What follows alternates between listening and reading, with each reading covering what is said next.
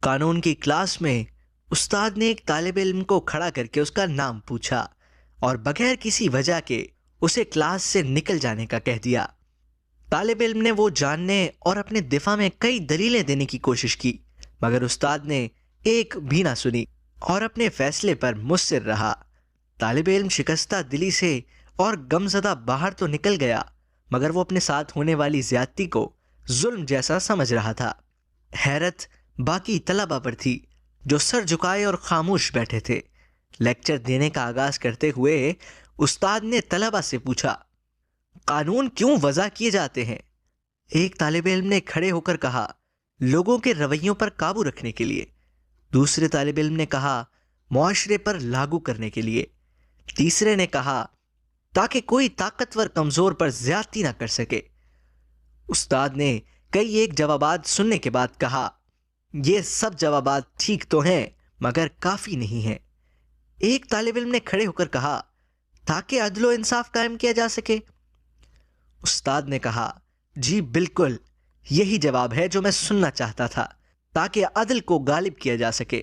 استاد نے پھر پوچھا، لیکن عدل اور انصاف کا کیا فائدہ ہوتا ہے؟ ایک طالب علم نے جواب دیا، تاکہ لوگوں کے حقوق کی حفاظت کی جا سکے اور کوئی کسی پر ظلم نہ کر سکے۔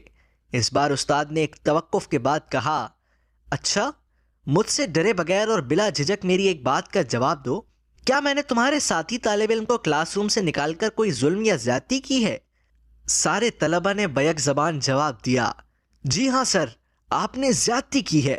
اس بار استاد نے غصے سے اونچے بولتے ہوئے کہا، ٹھیک ہے کہ ظلم ہوا، پھر تم سب خاموش کیوں بیٹھے رہے؟ کیا فائدہ ایسے قوانین کا جن کے نفاذ کے لیے کسی کے اندر ہمت اور جرت ہی نہ ہو؟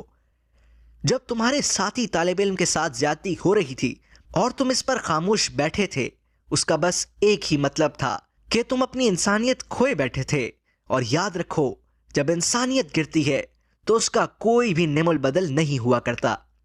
اس کے ساتھ ہی استاد نے کمرے سے باہر کھڑے ہوئے طالب علم کو واپس اندر بلایا، سب کے سامنے اس سے اپنی زیادتی کی معافی مانگی اور باقی طلبہ کی طرف اپنا رخ کرتے ہوئے کہا، یہی تمہارا آج کا سبق ہے، اور جا کر معاشرے میں ایسی ناانصافیاں تلاش کرو اور ان کی اصلاح کے لیے قانون نافذ کروانے کے طریقے سوچو۔